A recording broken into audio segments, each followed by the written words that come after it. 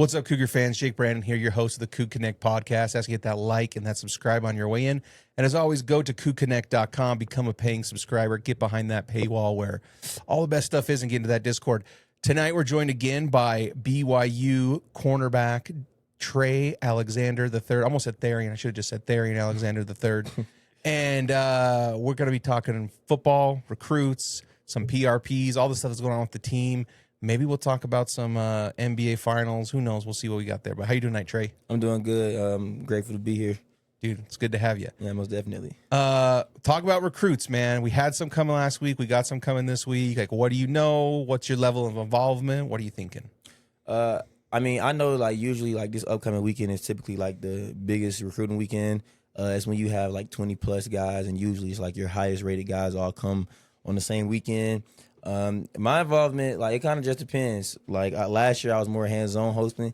This year I'm not hosting as much, but I'm still showing up and being around. So, like, you can, I technically consider myself a host still. Right. Like, I show up to a bunch of events. Like, the other day, me and Ev, we spent, like, 5 hours at the lake with DeMichael or whatever, and, he ended up committing or whatnot. So, I'm still very involved, obviously. Like, our schedule is just way more busier this year with a bunch of stuff going. But, like, I try to be involved because, like, I know, like, there's no better person to listen to than somebody who's here as a player. And then, like, when you're, like, you typically want to talk to, like, the best players or the better players at your position.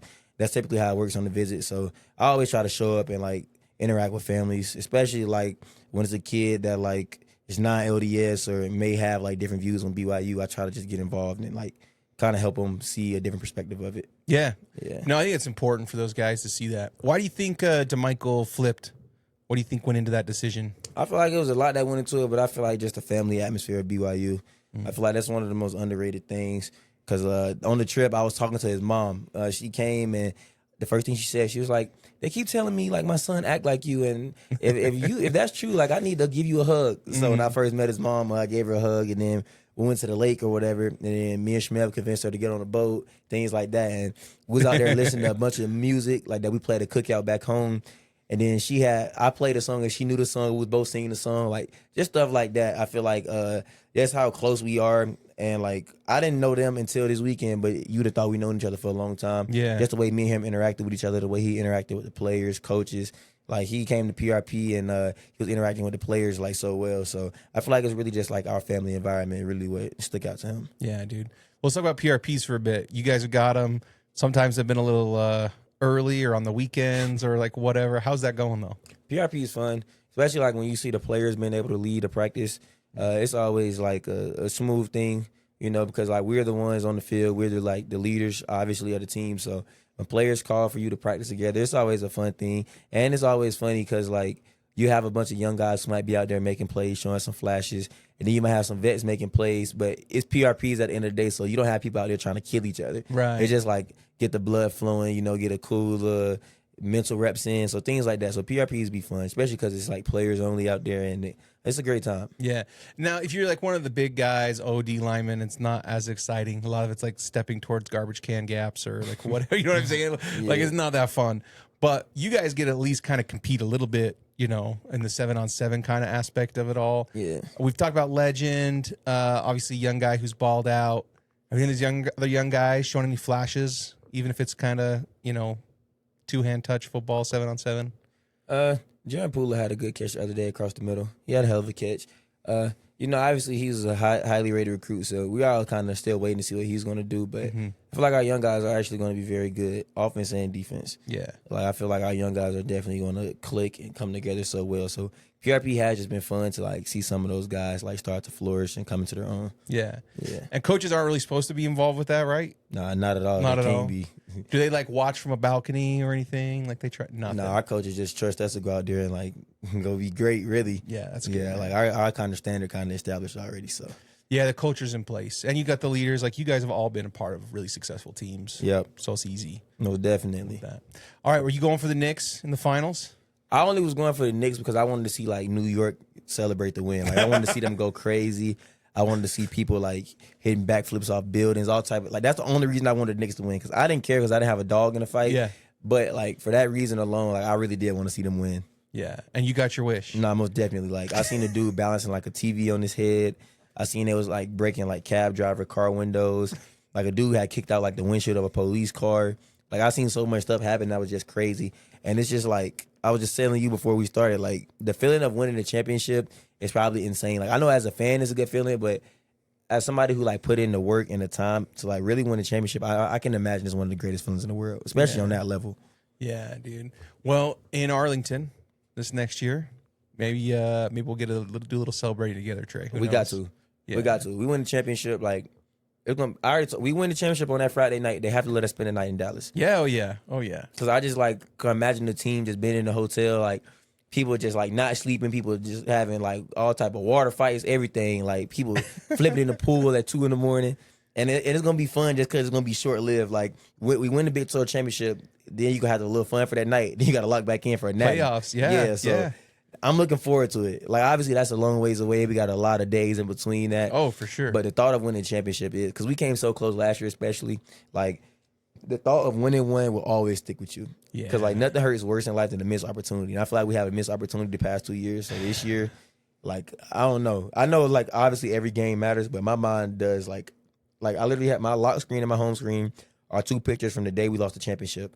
One of them, my lock screen is a picture of my locker when I walked in the locker room, and then my home screen is a picture of like them showing the Texas Tech logo with champions. It's been my lock screen like the whole offseason. So like I'm itching to get back. Like I want like that. it, I want that feeling. I want the opportunity again, no matter what. I like that, man. Yeah. I'm pumped for that.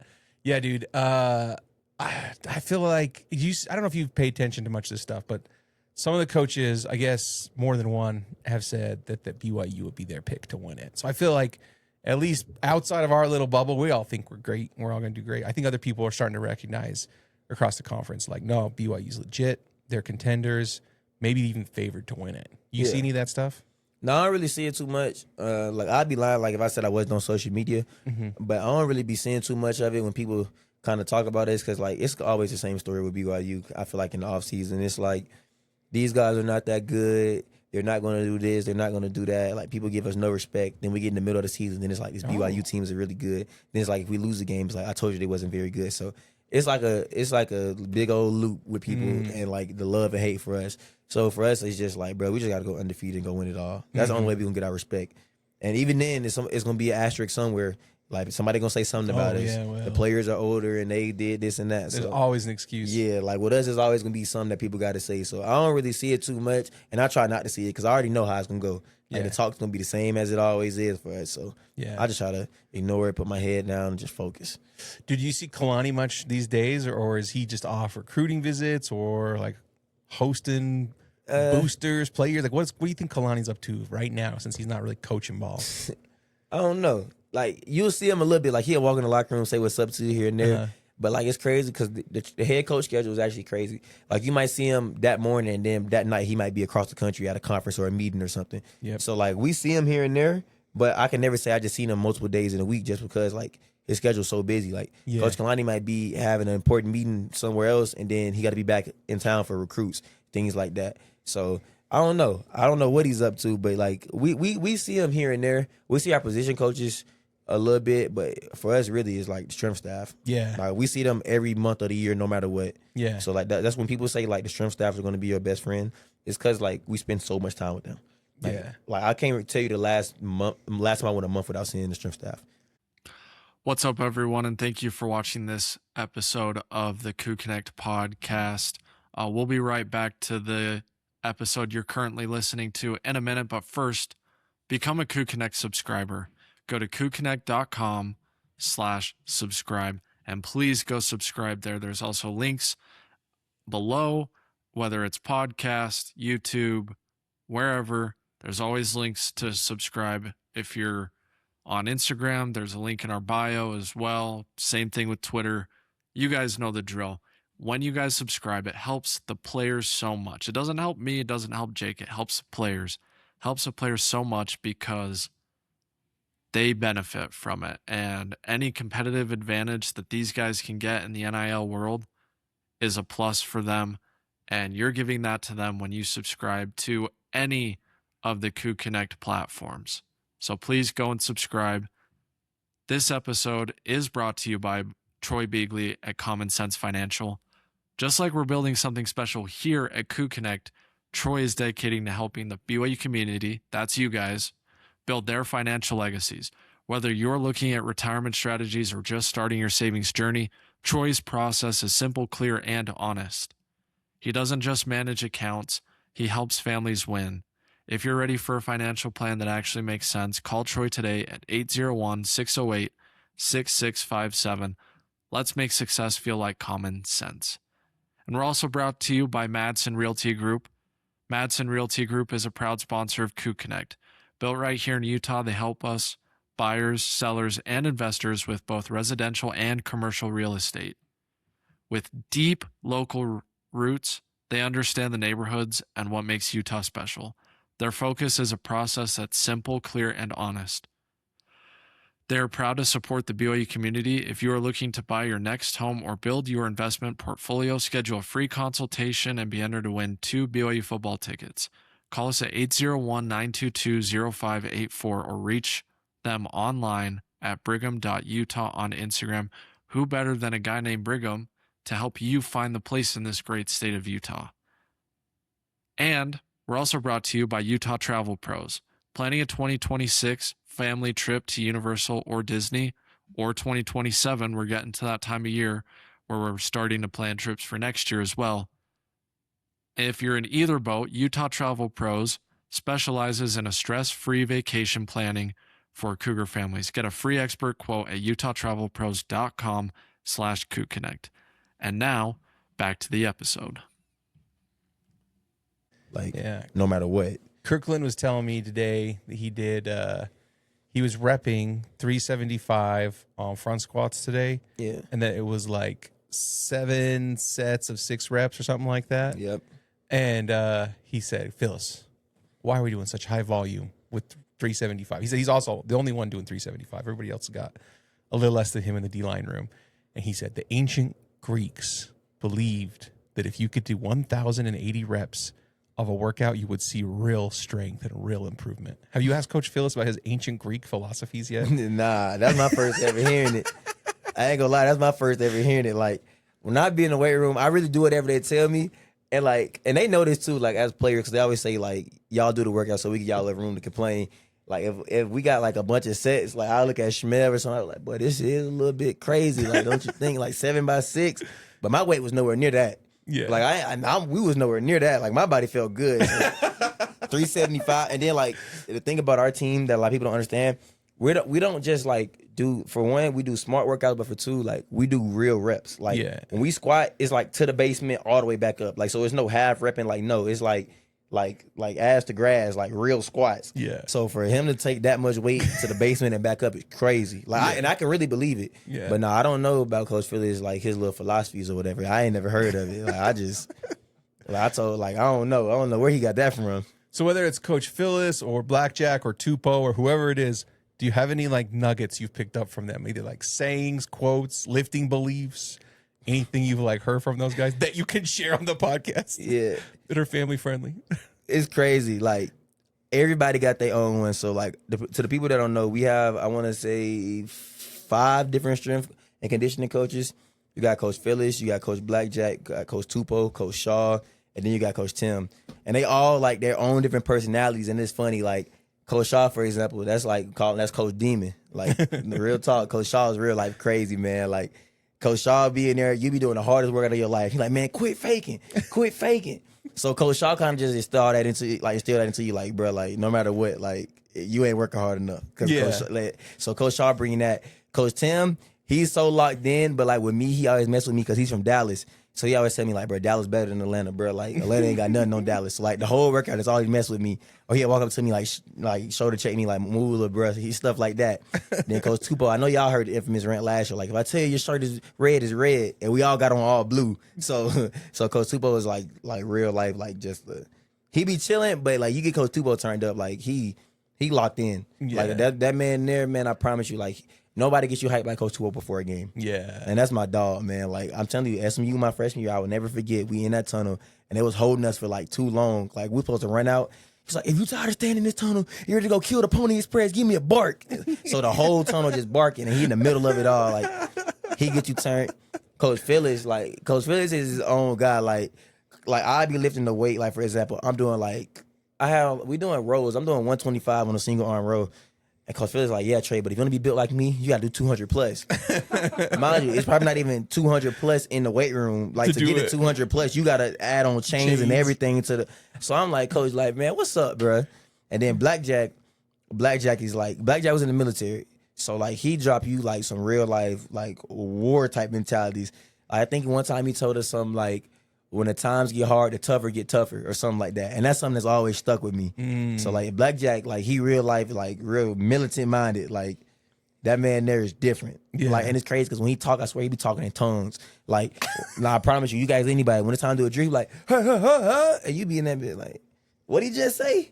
He like, you won't even know. But like, yeah, no, when he do really talk to you though, he told us that this winter, and that's something that stuck with me ever since he told me that. Like, so yeah, all the strength coaches all have like their own like personality and own stuff they're good at, but it's just like funny because they all interact with you in such different ways that like that's the best strength staff in the country though. Yeah, like hands down, like they're the best. We've had very few injuries. We seem to be physically at our best towards the end of the season, which is usually when most people are like kind of dropping like flies. That's what's crazy. You just brought it up, Coach Tupou. The biggest thing about him is November.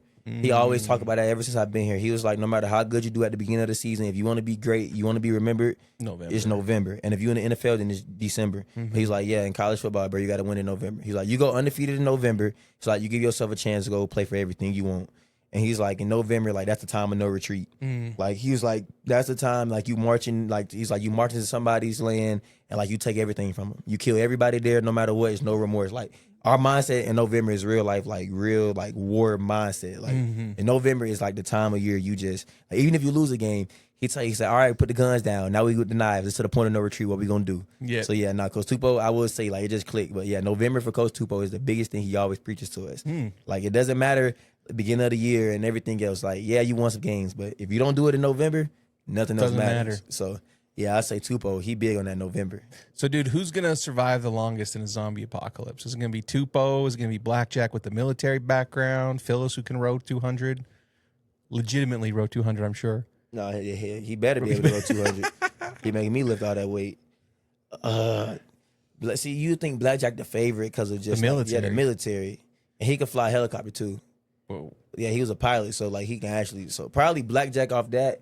Because Tupou crazy. Tupou crazy. But then Coach Shaw throw it off too. Like Coach Shaw different. He is on different like specimen. I don't know. But then Coach Tim probably faster than all the shrimp coaches. I don't know. I ain't gonna lie. I don't know. They all do pretty well. Yeah, like they all good at something different. And it's crazy because Coach Tim faster than them and he's strong. Like he really strong too. Yeah. Like you'll watch his story. Like he be back squatting. I don't want to lie on him, but I think 600 plus. All type of stuff. You walk in there and see them working out, they be doing crazy workouts. Like they be deadlifting and stuff. They have like Coach Tim have a mouthpiece in. Like our strength coaches are real life legit, but they real life like lift real weight. Like I've seen it with my own eyes. Like Blackjack and them, they in the weight room moving real weight, like crazy weight. Like the bar be bending. Like they have to put like the bands on the bar to keep from falling. Like no, like our strength coach is legit. Like. Dude, are you gonna be doing back squats when your football career is over? No, not at all. If I do some back squats when my football career over, it's probably gonna be like 135 on the bar. Yeah, like get warmed up a little bit. Yeah, like at the highest, I'm going 225 at the highest. But other than that, I'm not doing a back squat. I'm not doing a power clean. I'm not doing a hang clean. Deadlift. I'm not doing none of it. None of it, man. What I might do some bench press. Yeah. All little weight, just some push ups, some pull ups. Some jogging, but yeah, when I'm done with football, I ain't doing none of it. I ain't gonna lie to you, I ain't doing none of it. Like I can't. Like, so respect those guys who are their age and they're still just down to back squat 600. Them guys like they real life move real weight. Yeah, they strong as hell. Yeah. Jeez, man. Yeah, dude, that's pretty crazy. All right, what else is going on with Trey? Anything new? How's Uno? Uno doing good. Yeah, he's like. 9 months now, finna be 10 months. So he's at the point where he's like, he a good dog. He always has been, but now he's like just an independent dog. Like you can leave him alone and he'll be like just chilling. Like I go work out in the morning, especially like the last 2-3 weeks. We get up at 5 in the morning. So I go work out. I come back home. Uno laying in my bed underneath the cover, sleep. And I get home like bro, get up. Like you don't get to sleep. Like I just had to go work out. You need to get up. But like he just he handle his own business. But he go to sleep so much. Like you would think he real life work like a 10-hour shift every single day. Like I promise you, no dog sleeps more than my dog. Yeah. Like I'll take a nap, get up, and he'll still be taking a nap. Or I get home, he'll be napping, and he'll get up, run around for 10 minutes, and then take another nap. And then it's crazy because he's active. Like I take him on like 5-6 walks a day. Yeah. He runs around, plays with toys, does everything, and he just go to sleep all day. Yeah. Like he literally don't do nothing but play, eat, sleep, and use the bathroom. He knows recovery is number one. He Yeah, knows. like man, if he could talk, if he ever told somebody he wasn't spoiled, he lying. Yeah. 'Cause he has no hard job at all. Like he literally has to do nothing. He's not a guard dog, even though he thinks he is. But no, dog doing good. I mean, everything's good, really. Family's good. Finna go out of the country for the first time next weekend. So, Dude, are you nervous a little bit about that? Not like that you won't do well, but like, you know, you go to passport, you go through customs, like you do that. Any of that, like you worry about any of that or not really? I don't even worry about it. That's what's crazy. But like, I don't know. I think the biggest thing I worry about is like, should I use a credit card? Should I use a debit card? I think that's the biggest conversation I'm having in my own head. But Yeah. I'm not really worried about it. Like, once I'm overseas, hey man, nothing really matters once I get over there. It's time to live it up, vacation.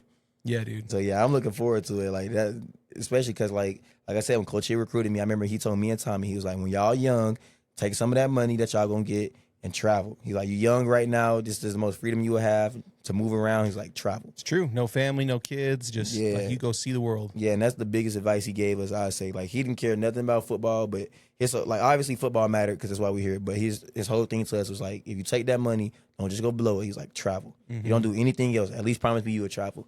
So taking my first trip out of the country, and I consider myself a traveling man. Yeah. Because I travel a lot. You do. You fly a lot. Yeah, I got like 85,000 miles on Delta or something like that. Yeah. Like it could be more if Delta will let us get the miles when we go to the away games. So I need to figure a way we can do that. Because if we do, I probably have 100K plus. Yeah. 'Cause we travel so much.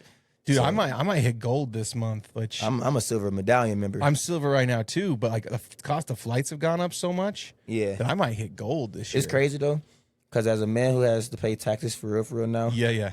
I really don't be complaining when the price is higher. Because then at the end of the year, Deduct it all. yeah, them expenses, hey, they get knocked down, and I'd be cool. So We just spent several $1,000s getting trees removed at one of our rental homes. yeah, My wife's like, "Oh, it's so expensive." I'm like, "Yeah, but you're gonna get every penny of that back." nah, Like- facts. I'm saying I'm looking at it. It'd be like a flight like 2,000 to fly home. I'd be like, but I'm like, all right, well, a couple months from now, I'd be happy. So Get a deduction. yeah, so I'm not even tripping about it. Like that's why it's crazy now. But yeah, nah, flights are definitely expensive. But Yeah. it'd be worth it though. I ain't gonna lie. I have a great time every time. Like I like planes.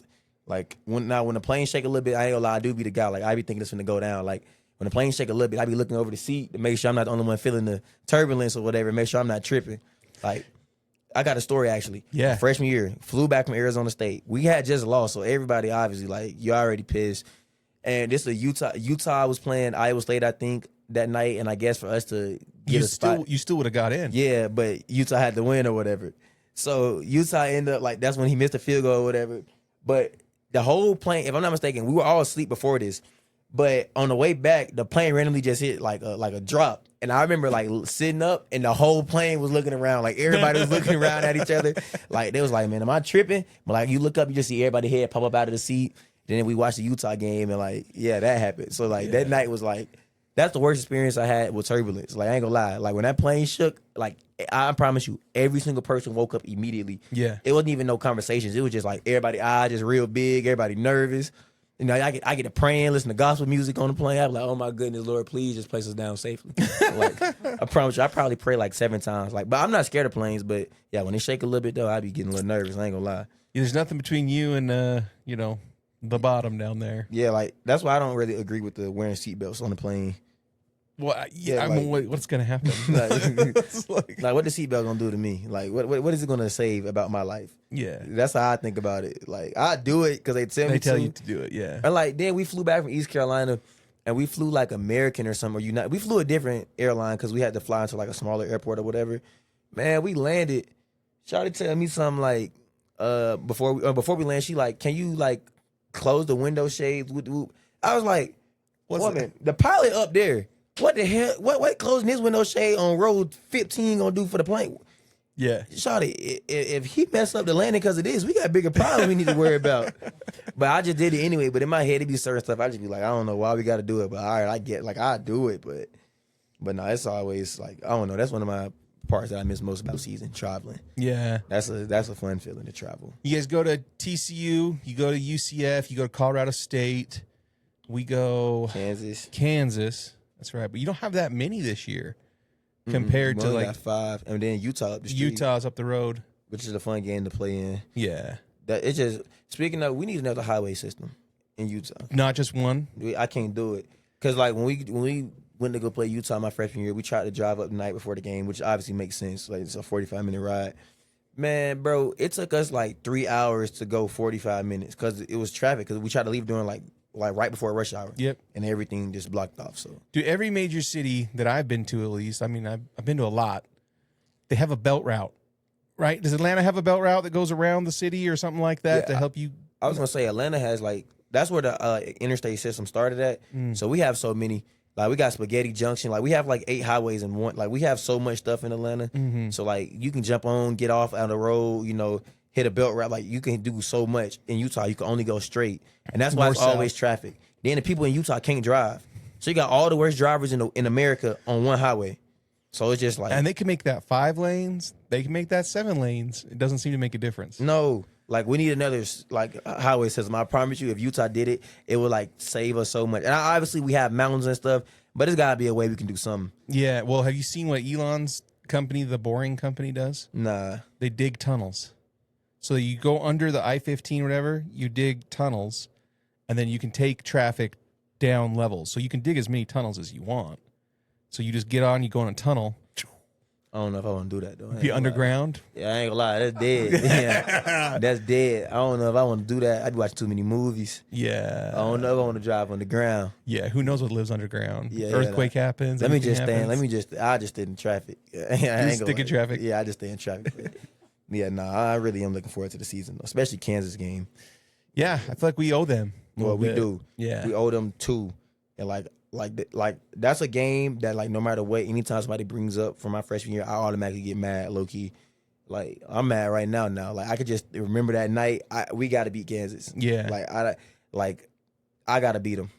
That's actually a decent trip too. Not that like Kansas is amazing or anything to visit. Yeah. But they have legit barbecue. That's what I heard. They have some legit barbecue. We went out with the Mokes. Yeah. And like we hit up like 4 or 5 different barbecue spots in the few days we were there. It was legit. I'm gonna tell like everybody right now, like all the games I'm looking forward to the most. Obviously Utah Tech the first game, but whatever. Arizona game, because like I know somebody on Arizona, them boys think they're gonna come in here and handle business. Colorado State, I don't know why, but they feeling real froggy this year. Like they talking to us like we just a run of the mill type of team. Arizona State, I lost it in my freshman year. They stormed the field. That's a Halloween game. I need that game no matter what. Notre Dame, I mean, that's explained. Yeah, that's in itself. Utah game, that's already like, we already know. Kansas game, I need that one. UCF, because it's the closest game I get to home. Championship game, I need Texas Tech.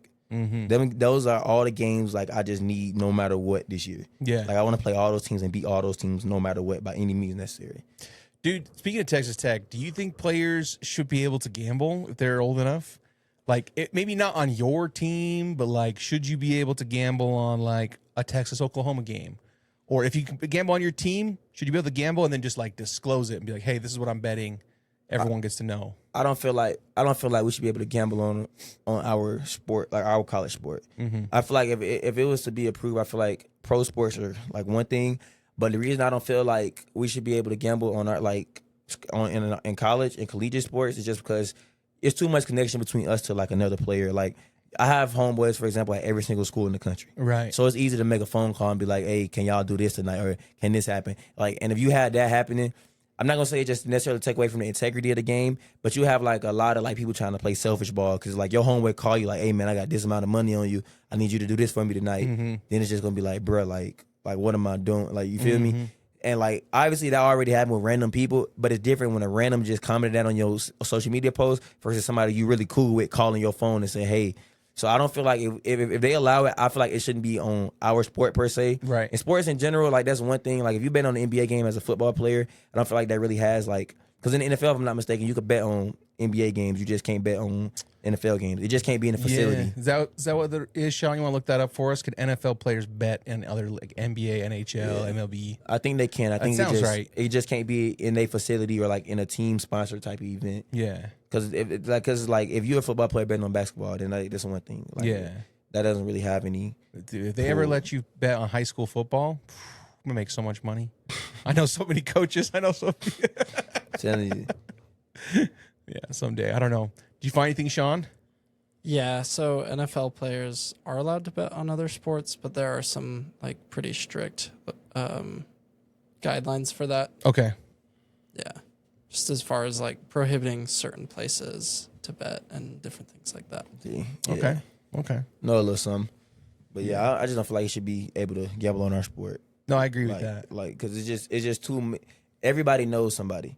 Like I can, like any school you can think of for the most part. Like whether I know somebody directly or like I know somebody that can talk to somebody, I feel like it's just like too much gray area and it's too hard to control. So I feel like if they allow gambling, it shouldn't be on your own sport. Right. I feel like if it's the NFL, for example, that's one thing. Like it's your sport, but that's a level up. You feel me? You don't really impact that. But college, no. Yeah, dude, I agree with you. Did you think it was weird that they were like really considering playing him? I didn't think it was weird. Like me personally, like I know he broke the rules, so like that's something that's like if you was gonna let him break the rules, everybody should be allowed to do the same thing. That's how I felt. But I'm also a person like I like playing the teams at their best. I know. So I know. That's like I was kind of like, well, okay. yeah, because if we keep it, I told people like this before it happened. I said he's not who y'all think he is. Like I never thought he was a $7 million type of quarterback. Yeah. Like I'm gonna openly be the one to say it because I always said it. Like when we played him last year at Cincinnati, like he was good and he had some good traits, but he was never like the greatest, like the cream of the crop, the best in the business to me. Like I didn't value him as the best quarterback I played last year, I would say. So to me, it was just like I wanted him to be able to play against us because I wanted a chance to beat Texas Tech at their best. Right. That's just a competitor to me. Like I understand he messed with the rules or whatever, but it didn't really make me mad that it was considering it. I'm with you. I also think like an undefeated Texas Tech who's got some momentum and an undefeated BYU who's got some momentum meeting in the championship is the best for that game, obviously, but it's also best for the whole league. Yeah. You know what I'm saying? Like Like both got to get in the playoffs at that point. yeah, you're gonna both probably be top 5 if you're undefeated. Yeah. Because you're both top 8 or something right now in most people's polls. So you're both top 5. You meet in the championship game. Nobody should be left out. It's best thing for the league. Yeah. So you have 2 people in or whatnot. So yeah, that's how I felt. Like, And they could still do it. Like they've got defense, they've got running backs, they got an O-line. and they backup quarterback is good. He just happened to be hurt right now. Yeah. But he's a hell of a player. Yeah. So Well, they're sending him to Tijuana or somewhere to get them stem cells right now. I'm sure. I don't blame him. Yeah, I would too. Yeah, like I don't blame him. Like he's a good player. I'll definitely say I'll give him his credit right now. Like Texas Tech make it back to the championship. It won't surprise me. Yeah. Like they have a good team. So Yeah, he seemed pretty mobile too and No, he accurate. is. Like he's got a lot of good traits to him, man. no, he's definitely very good. So, yeah, dude, it could be we get 2 undefeateds. I'd be all down for that. yeah, me too. Sean, are we road tripping to the Big 12 championship game if we get there again? Heck yeah, Dude, Sean and I were at the last Utah game together, right? this is true. Yeah. Kevin wouldn't come. Was it you, me, and Craig? It was you, me, and Craig, right? Ryan was Ryan, there too. it was Ryan. So that was who we all went to the Utah game. I had some people who were a little nervous for that game. I was 0% nervous. Remember me tweeting crap before the game was over? I was like, bro, what happened to this Utah team? Like our farm team looks down this year. We're not going to get any transfers from them in the offseason. And people were like, what are you doing? The game's not over. Don't tweet that. Like, this game's over, bro. Like, this game's over. They had a little mini comeback with some flags, helped them out a little bit, but I was like 0% stressed. Yeah, no, I'm looking forward to playing them again. That's always a fun game though. Like I was telling somebody today, last time we played up there, I was a freshman. Like I was on the field for like special teams or whatever, but this year been able to walk into that building as a starter. I already know the fans gonna be letting us have it because it's BYU, but me specifically, like it's gonna be a hell of a feeling. Yeah. To walk in the stadium and just like be like one of the most hated in the stadium, no matter what. And like I love playing on the road. Like I tell people, just being able to take the air out of a stadium, and like when the game starts and the place is shaking, but then when it's time for you to leave, the place is just real quiet. And then me being on defense, it's not going to be as loud for me when I'm on the field. Yeah. So for me, it's just going to be business as usual. Like the crowd noise never affects me for one, but for two, it's not because their offense is going to be on the field, so they're going to be quiet. Yeah. So for me, like I'm looking forward to it. Yeah. Like if anything, I feel like being a defender, and it's probably anywhere you go, anybody tell you this, being a defender is harder to play at home than it is on the road. Because when you're at home, like you can't hear yourself think. we on the road, the other team offense out there, they're gonna be more quiet. You can be able to make certain checks. So I'm looking forward to it, honestly. Yeah. I'm really looking forward to it. Dude, and listen, I don't know what they're going to be like. Yeah. Like they could be very competitive. Just depends on how good these additions they made were from the transfer portal. Depends on how good these coaches are who are new. If they can all gel and do that, they could be really good. That could be a really fun game. You know what? It's going to be a fun game no matter what. Yeah. Like we could be really bad, they could be really good, vice versa. It doesn't matter. Like that's always a fun game. Yeah, I agree. So I'm really looking forward to it. I think they're gonna be good this year. So we'll see. I'm really looking forward to the matchup against them. So it's June 15th. If you had to guess right now, just guess who is the offensive MVP for BYU in the Utah game this year. Calling it many months in advance. Who would you think is offensive MVP? JoJo Phillips. Ooh, I like that. Yeah. Why is everyone sleeping on JoJo? I mean, just because he been hurt, like they ain't really get to see him play like that. But last year he played against Georgia Tech, showed flashes. He playing against Stanford. He was having a hell of a game before he broke his collarbone. So I say JoJo. And last time he played at Utah, he had 2 catches, like 51 yards, if I'm not mistaken, something like that. A pretty decent holding penalty might have had impact on the game. You feel me? Like, so I feel like JoJo. That's my pick right now. Yeah. JoJo Phillips. I like that, dude. That's a good pick. What about defensive? Me. Bro, did you get your hands on 2 passes last year? Yeah, 1. And I supposed to game it, but he like rolled over. So this year I got to. Yeah. It's only right. This the year. This the year for me to go ahead and get 1 or 2 against them. It'd be sweet, man. Yeah, so me. Dude, Like, the Discord was they were piling up the cash there for you to get a pick 6, bro. yeah, this the year I got to get 1. No matter what. No matter what. This year I got to get 1 by any means. So I love that. I say me. I love that. And if somebody else gonna come in there with a better mindset than me and outdo me, good, because that means we gonna win. Yeah. So yeah, me. Okay, dude, we asked Kirkland a question this morning. I want to ask you for you because we were talking about zombie apocalypse with the training staff. You know, which position group is dead the first in a zombie apocalypse? I'll tell you what Kirkland said this morning after you make your pick. Receivers. That's the exact same thing Kirkland Receivers. said. I said, what about the specialists? He's like, nah, no, a specialist is actually pretty tough. Like, specialists will make it. Receivers, soft as hell, divas. And not only that, like, just naturally, like, just being a receiver, bro, they just divas. Like, and like, Give me the ball. Yeah. And to me, like, a lot of them boys not that smart. I ain't gonna lie. Like, they're not real cerebral. So I feel like, and like, I don't think them boys that fast. Like, they got some speed, don't get me wrong. Yeah. But like for example, the D-line, O-line, them boys tough, strong. Yeah. I feel like they're gonna think. Linebackers, I feel like they just meatheads. So like, They're all about it. yeah. Corners, I mean, we got everything. We got the speed, we got some smarts, you feel me? We got some vet leadership with some young guys. So we're gonna be cool. Safeties, same, they're gonna be cool. But yeah, receivers for sure. Yeah, he said wide receivers. He said also quarterbacks are cooked. This is what Kirkland Quarterbacks. said. I could see quarterbacks. Yeah. But yeah, I say receivers That's funny, dude. They both pick wide receivers. That's pretty great. they out of there. 100%. The receivers out of there. Hey, Casper said that he did pretty good on the gates. Yeah. Dude, so people see him at, was he 6'6"? They see him at 6'6", and they're like, oh, fade ball. Yeah. But he's got some speed to him. Yeah, no, Change direction. he moved really well for his height. I'm not Yeah. gonna lie. That's the one thing I noticed about him when he first got here. Yeah. For as tall as he is, he can really move, and he can get in and out. So he moves good for his size. Yeah, I think fans are gonna be pleasantly surprised. Yeah, and When I feel game like time comes our around. receiver's gonna be good. I Yeah. ain't gonna lie, and especially like it's different. Like it'd be different if you just had to go out there and play 1-on-1 every play. Mm-hmm. But from the fact that like when you factor in like schemes and LJ, like I mean that's You can't put 6 guys in the box every time against LJ. You'll get killed. Yeah, so Yeah. when you factor in a bunch of like real life stuff, real game information and tendencies, like it's gonna be. I mean, our receivers gonna look good this year. Yeah, I like that. All right, any final thoughts? Anything you want to say before we go here, Trey? Shout outs, anything like that? Nah, I really just want shout out to my dad because I know Father's Day coming up. Yeah. So shout out to all the dads and to Cool Connect. Thank y'all for all the support. Please keep subscribing and y'all keep showing up. And this year is gonna be a great year this year. Thanks, Trey, man. And thank you guys for tuning in. Make sure you hit that like, hit that subscribe. Get us to 5,000, Sean says, before the season starts. They're around 3,400-ish right now. And go to KookConnect.com, like Trey says. Become a subscriber. Support there. That's all we got. Go Cougs. What'd you think of that one, Sean? That was good. Yeah. Off-season's tricky. Maybe it'll talk.